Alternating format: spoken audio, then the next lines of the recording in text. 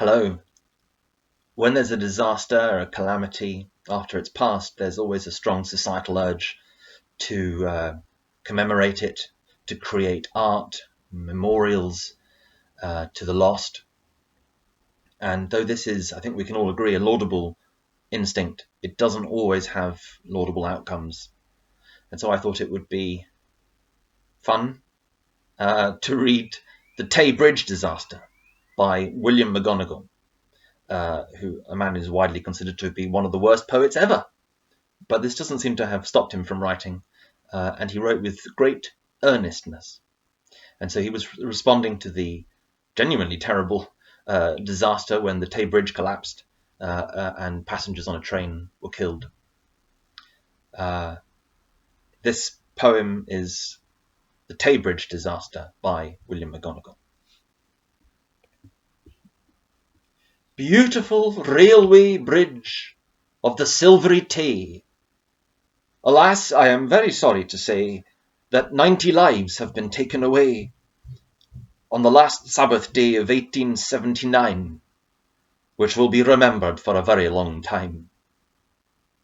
'Twas about 7 o'clock at night, and the wind it blew with all its might, and the rain came pouring down, and the dark clouds seemed to frown, and the demon of the air seemed to say, "I'll blow down the bridge of Tay."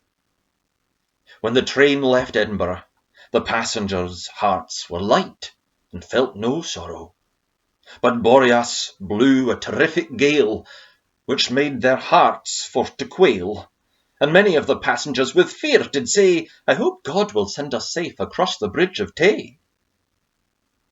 But when the train came near to Wormit Bay, Boreas he did loud and angry bray, and shook the central girders of the bridge of Tay, on the last Sabbath day of 1879, which will be remembered for a very long time. So the train sped on with all its might, and bonny Dundee soon hove in sight, and the passengers' hearts felt light, thinking they would enjoy themselves on the new year, with their friends at home they'd loved most dear, and wish them all a happy new year.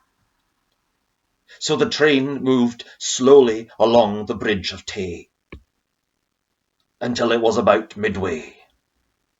Then the central girders with a crash gave way, and down went the train and passengers into the Tay. The storm fiend did loudly bray, because 90 lives had been taken away on the last Sabbath day of 1879, which will be remembered for a very long time. As soon as the catastrophe came to be known, the alarm from mouth to mouth was blown, and the cry rang out o'er all the town, "Good heavens, the Tay Bridge is blown down!" And a passenger train from Edinburgh, which filled all the people's hearts with sorrow, and made for them to turn pale, because none of the passengers were saved to tell the tale, how the disaster happened on the last Sabbath day of 1879, which will be remembered for a very long time.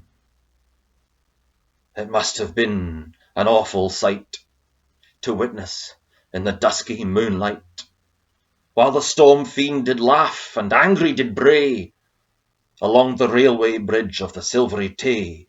Oh, ill-fated bridge of the silvery Tay.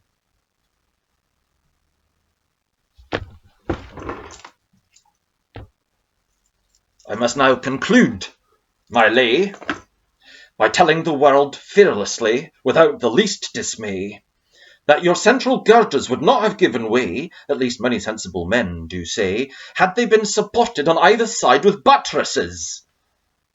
At least many sensible men confesses, for the stronger we our houses do build, the less chance we have of being killed.